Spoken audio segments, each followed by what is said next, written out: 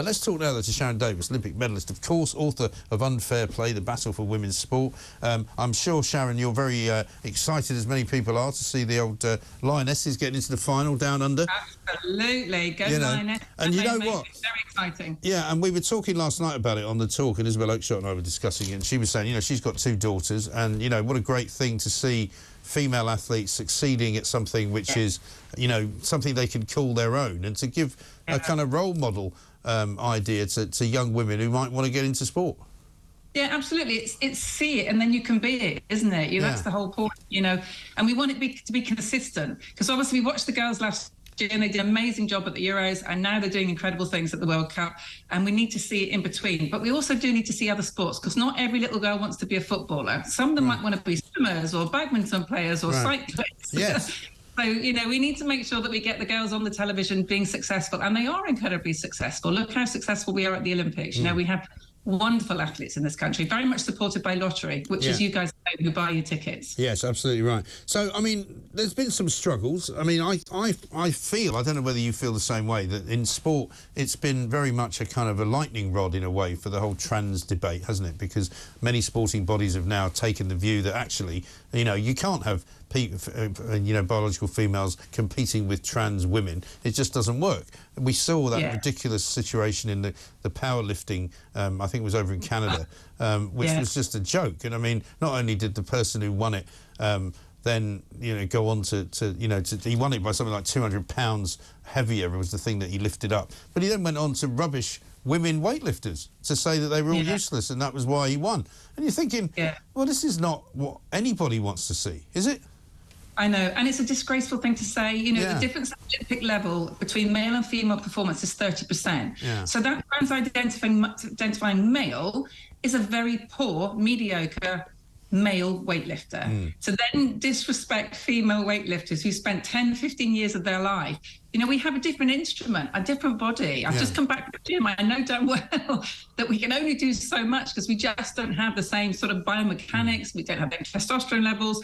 You know, we don't have the same VO2 max ranges, all those different things that make an absolutely massive difference in sport. And it's fantastic to see the Lionesses, but at the moment, the FA in the UK and England, there's still 50 trans-identifying males that are playing football, taking places away from young girls. And a lot of those are goalies, because obviously being more explosive, being taller, having longer arms, having bigger hands, that's all really big advantage when you're going to be in a goal. Right. Oh, so, well, the FA doesn't have a policy on whether that's... Not yet. Right. So because, I mean, swimming certainly does, doesn't it? Swimming was one of the first. Swimming, track and field, rowing in the UK does. We're hoping that the World Federation does soon.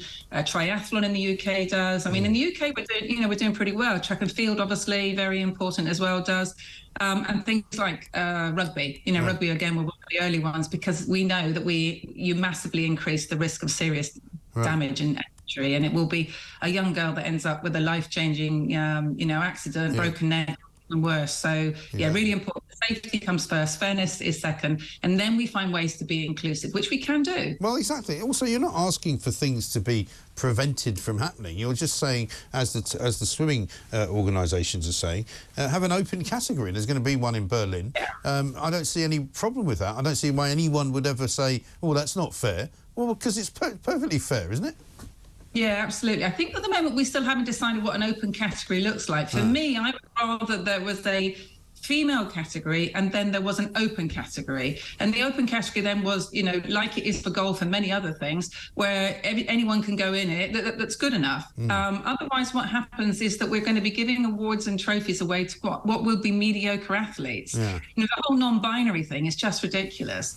You know, we have non-binary athletes winning £5,000 all over America at the moment, doing times that, you know, the first 80 in the men's race are going faster and the first 10 in the women's race are going faster.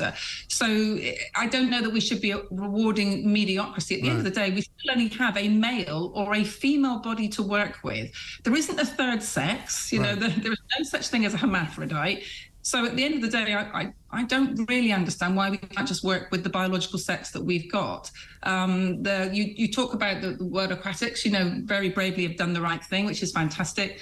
At the moment, they're still sort of trialling. And so our World Cup events start in Berlin in October. Right. And what they're going to do is have an event which will be 50s and 100s. And so it will be really interesting to see what that actually means. And so have they given out a sort of description of who qualifies for the open category then or not? Well, at the moment, it's just kind of anyone that fancies going in there. Right. You know, and what you will find is that trans-identifying females and non-binary identifying females will still opt to race with the females because they won't want to race males. Right.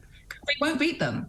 So, you know, it's going to be really interesting to see how it all pans out, which is why I come back to going female classification, open classification, and then you will get the best male and the best female winning those two races, right. which is really where we should be. Which is kind of where you want to be. And what about the other sports then? I mean, football you've mentioned already. I mean, why do you think they're lagging behind so much? ECB, really bad. I mean, you know, cricket, they self-identify. So you can literally turn up today and go, today I feel like a woman and I'm going to represent Kent and play cricket. Tomorrow I'm going to feel like a man and I'm not going to bother. Yeah. Well, I mean, I made a joke yesterday. That's how bad cricket is at the moment. Yeah, I made a joke yesterday. I said, well, all over the place. Yeah, I made a joke yesterday about Harry Kane. I said, well, here's what we do, you know, in order to make sure that the Lionesses win, send Harry Kane down to Australia, say his name's Harriet, put him in a dress, and say he wants to play centre forward. He identifies as a woman this week.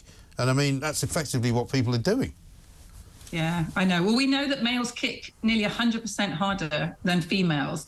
You know, we know all the biology. You know, it's just we know that women, for example, have larger risk of ACL injuries. Yeah. In fact, the number of English team members that are out at the moment, I think it's 5 or 6 times as many ACL knee injuries women get. And this is because of what's called the Q angle, which is our angle between our hips and our knees. Mm. And obviously for women, we have childbearing hips. Mm. And we have much more flexible ligaments. You know, so there's lots of differences, which makes a difference to performance. Right. And we've fought so hard, Mike, to get equality, and we still don't have it, and we've still got lots to do. Right. You know, in the UK, there's 1,000 women that earn their living from sport. There's 11,000 men. Wow. But we only have a tiny piece of the cake already, you know, and now being expected to move over for mediocre males that identify as something that they're physically not is really frustrating. And do you think many of them are driven simply by money, because they think they can win money? Or what do you think it's about?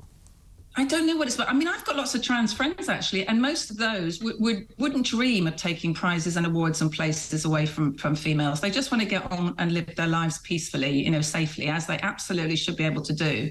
So I think there's a certain amount of narcissism that's involved in wanting to get on a bike and steal prizes away from, you know, from female, or turn up and identify at a park run on a Sunday and start taking all the women's records, which is what's happening every weekend at the moment. Is it sort of podium envy then or something? Yeah, I just think it's attention envy in a way. Yeah. It's not helpful. Your book is out, Unfair Play, The Battle for Women's Sports. Is that something that you're particularly proud of? I am. We worked really hard, myself and Craig. Craig is a sports writer for The Times. It took us a year. We had to be very factually accurate. We wanted to put all the science in there. We wanted to get rid of all the gotchas, explain, you know, the difference between male and female performance and the history, and obviously the battle that women have had for years, really, to get equality. I mean, Baron Pierre de Coubertin, the great father of the modern Olympic Games, did everything in his power to keep women out of the Olympic Games. And we only really got parity in numbers at the last Olympics. When I competed in 1980 and won my medal, there were 4 times as many men as there were females. Wow. And we still don't have as many women sitting on sports committees or running sports. You know, that's an important move as well. I saw Seb this morning, actually, Seb Coe. Yeah. Proudly said that World Athletics have got nearly half and half now, and that's, you know, that's the way it should be, because they're representing sports where they have a men and women, you know, on the track. Yeah. And so well, someone was reminding me last night, I think it was 50 years ago or so, that the FA banned women from playing football. Yeah, they did, right after the First World War. So during the First World War, women were playing to full capacity stadiums, up to 55,000, the biggest stadiums around during the First World War. Yeah. And immediately after the war, the FA banned women footballers for 50 years. Unbelievable, isn't it? Yeah. And now look where they are. Yeah, so they're doing good. Yeah, so you've come a long way, baby. It used to be the advert in America for those American cigarettes, can't remember what they were called. Absolutely. And I think we have to be sensible. You know, I'm not someone that's going to turn around and say, right, the best female footballer at the moment should be played the same as Messi. You know, I mean, we have to have commercial common sense in all of this. Right. However, it's part of the men's game. It's part of the FA to help to build women's sport and women's success and women's opportunity. Sadly, only something like 14% of 14 to 15-year-old girls do enough physical activity. So, you know, we need to try to get them to understand that being active and doing lots of different sports and being outdoors and getting off their blimmin' smartphones is really good for their mental health as well as their physical. Yeah, well, if only. Let's see if we can get that to happen. Great to talk to you, Sharron. Thank you very much indeed. The book's called Unfair Play, The Battle for Women's Sport.